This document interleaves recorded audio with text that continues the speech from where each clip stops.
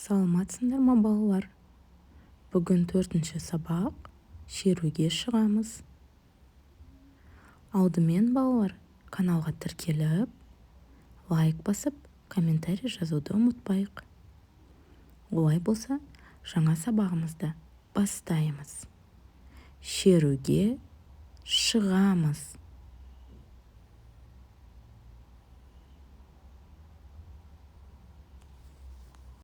Жаңа сөздер, новые слова. Бірлік, единство. Шеру, парад.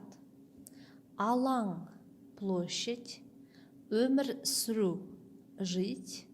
Мерекелейді, празднует. Өткізу, проводить. Жалғауларды қайталау. Повторим личное окончание. Мен мерекелеймін. Я праздную. Сен мерекелейсің, ты празднуешь. Сіз мерекелейсіз, вы празднуете, ол мерекелейді. Он либо она празднует. Оқы, қайтала, читай, повторяй. Шеру, парад. 1 мамыр құтты болсын. С праздником 1 мая. Екінші тапсырма, мәтінді түсініп оқы. Второе задание, нужно прочитать текст и понять. 1 мамыр, бірлік пен достық күні. 1 мая, день единства и дружбы. Бұл күнді барлық адам мерекелейді. Этот праздник весь народ отмечает. Бірлік болса, адамдар жақсы өмір сүреді. Когда есть единство, люди живут хорошо.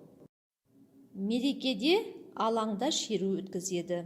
На празднике на площади проводят парад. Адамдар ән салады, би билейді. Люди танцуют и поют.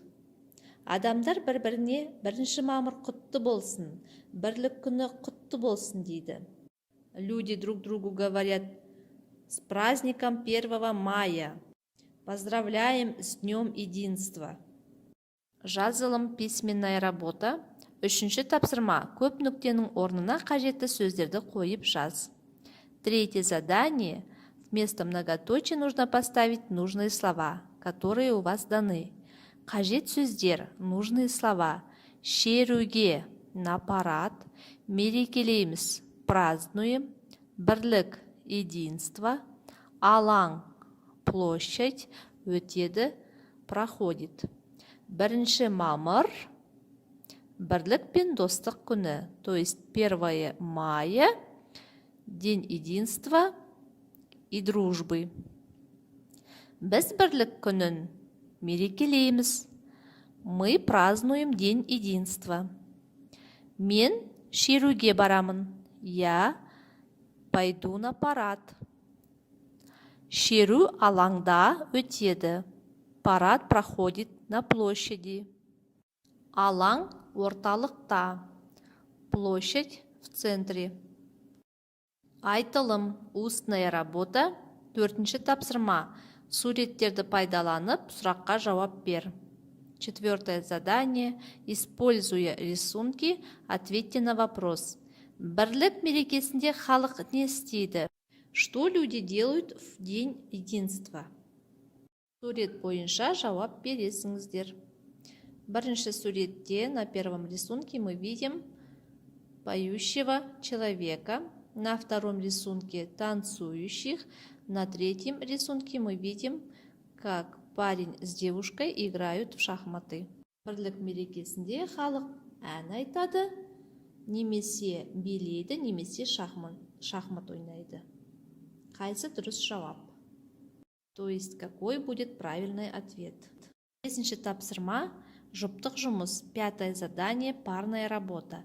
Бір-біріңді бірлік мерекесімен құттықтаңдар. Поздравьте друг друга с днем единства. 4 сөйлемнен тұратын тілек айтыңдар. Скажите друг другу пожелание, которое состоит из 4 предложений. Кел жаттайық, давайте учить. Қазақ жері қонақжай жердің төрі, қазақ елі қабанбайдай ердің елі, толқынында тарихтың қуғын көрген, барша ұлтқа құт мекен болған еді. Есте сақта, запомните, 1 мамыр бірлік пен достық күні, 1 мая – День единства и дружбы народа. Алаңда шеру өткізеді, на площади проводят парад.